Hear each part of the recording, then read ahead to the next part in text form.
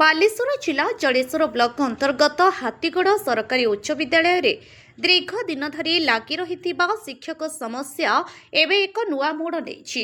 ବିଦ୍ୟାଳୟକୁ ଜିଲ୍ଲା ଶିକ୍ଷାଧିକାରୀଙ୍କ କାର୍ଯ୍ୟାଳୟ ପକ୍ଷରୁ ମାଇନରିଟି ସଂଖ୍ୟାଲଘୁ ଶ୍ରେଣୀଭୁକ୍ତ ଦର୍ଶାଯାଇ ଶିକ୍ଷକ ନିଯୁକ୍ତି ବନ୍ଦ ରଖାଯାଇଥିବା ଅଭିଯୋଗ ହୋଇଛି।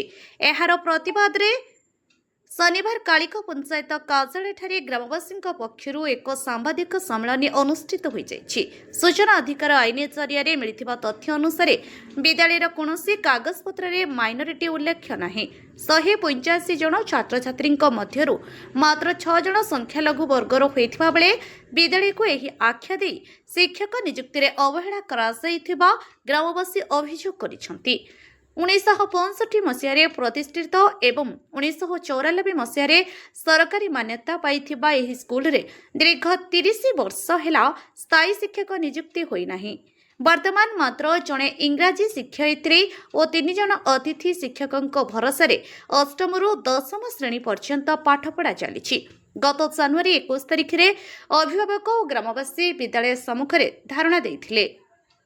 ସେହି ସମୟରେ ତହସିଲଦାର ଓ ଏସ୍ଡିପିଓ ପହଞ୍ଚି 20 ଦିନ ମଧ୍ୟରେ ସମସ୍ୟାର ସମାଧାନ କରିବାକୁ ପ୍ରତିଶ୍ରୁତି ଦେଇଥିଲେ। ମାତ୍ର 40 ଦିନ ବିତି ଯାଇଥିଲେ ସୁଦ୍ଧା କୌଣସି ପଦକ୍ଷେପ ନିଆଯାଇ ନାହିଁ। ସାମ୍ବାଦିକ ସମ୍ମିଳନୀରେ ତରୁଣ ପଟ୍ଟନାୟକଙ୍କ ଅଧ୍ୟକ୍ଷତାରେ ନିଷ୍ପତ୍ତି ନିଆଯାଇଛି ଯେ ଭୁଲ ତଥ୍ୟ ପ୍ରଦାନ କରିଥିବା ଅଭିଯୋଗରେ ପୂର୍ବତନ ଡିଓ ପ୍ରାଚୀତନୟ ଗିରିଙ୍କ ବିରୋଧରେ ହାଇକୋର୍ଟରେ ମାମଲା ଦାୟର କରାଯିବ। ଆସନ୍ତା ମାର୍ଚ୍ଚ 6 ତାରିଖରୁ ଅଭିଭାବକମାନେ ପୁଣି ଥରେ ଧାରଣାରେ ବସିବେ। ଏନେଇ ଜିଲ୍ଲାପାଳଙ୍କୁ ଦାବିପତ୍ର ପ୍ରଦାନ କରାଯିବା ସହ ସମସ୍ତ ପ୍ରଶାସନିକ ଅଧିକାରୀ ଓ ଜନପ୍ରତିନିଧିଙ୍କୁ ଅବଗତ କରାଯାଇଛି। ଏହି ସାମ୍ବାଦିକ ସମ୍ମିଳନୀରେ ଚିତ୍ତରଞ୍ଜନ ବିଶ୍ୱାଳ, ପ୍ରାକ୍ତନ ସରପଞ୍ଚ ଗଙ୍ଗାଧର ଦାସ, ପ୍ରଫୁଲ୍ଲ ସୁର, ନାରାୟଣ ଚନ୍ଦ୍ର ଜେନାଙ୍କ ସମେତ ବହୁ ମାନ୍ୟଗଣ୍ୟ ବ୍ୟକ୍ତି ଉପସ୍ଥିତ ରହି ଶିକ୍ଷା ବ୍ୟବସ୍ଥାର ଏଭଳି ବିପର୍ଯ୍ୟସ୍ତ ଅବସ୍ଥା ପାଇଁ କ୍ଷୋଭ ପ୍ରକାଶ କରିଥିଲେ।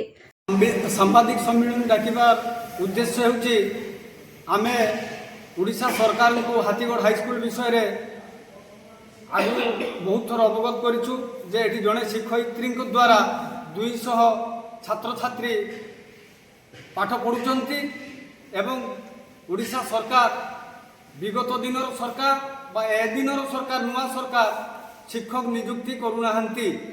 ଏ ବାବଦରେ ଆପଣମାନଙ୍କୁ ଏଠି ସାମ୍ବାଦିକ ସମ୍ମିଳନୀ ନିମନ୍ତେ ଆହ୍ୱାନ କରାଯାଇଛି ଏବଂ ଗତ 21/1/2026ରେ ଏହି ବାବଦରେ ଆମେ ଆମରଣ ଅନଶନରେ ବସିଥିଲୁ। ଏହାର ସମାଧାନ ହେବ ବୋଲି ଜଳେଶ୍ୱର ତହସିଲଦାର ଶ୍ରୀଯୁକ୍ତ ସତ୍ୟଜିତ ମହାନ୍ତି ମହୋଦୟ ଏବଂ ଏସ୍ଡିପିଓ ଜଳେଶ୍ୱର ସେ ଆମକୁ ପ୍ରତିଶ୍ରୁତି ଦେଲେ। କହିଲେ ବାଲେଶ୍ୱର ସବ୍ କଲେକ୍ଟର ଡିଓ ବାଲେଶ୍ୱର ମୁଁ ମାନେ ନିଜେ ତହସିଲଦାର ଏବଂ ଜଳେଶ୍ୱର ଏସ୍ଡିପିଓ ଆସି ଏ ସମସ୍ୟାର ସମାଧାନ କରାଯିବ। ଯେହେତୁ 1974 ମସିହାରୁ ହାତୀଗଡ଼ ହାଇସ୍କୁଲ ସରକାରର ଅଧୀନକୁ ଯାଇଛି ଏବଂ ଶିକ୍ଷକ, ଶିକ୍ଷୟିତ୍ରୀ, ପିଅନ, କିରାଣୀ ସମସ୍ତେ ସରକାରଙ୍କର ଦ୍ୱାରା ଦରମା ପାଉଛନ୍ତି ଏବଂ ଓଡ଼ିଶା ସରକାରଙ୍କ ଦ୍ୱାରା 5Tର 50 ଲକ୍ଷ ଟଙ୍କା କାର୍ଯ୍ୟ ମଧ୍ୟ। ଜଳେଶ୍ୱରରୁ ମନୋଜ କୁମାର ଭୂୟାଙ୍କ ରିପୋର୍ଟ, ଅପରାହ୍ନ ଲାଇଭ୍।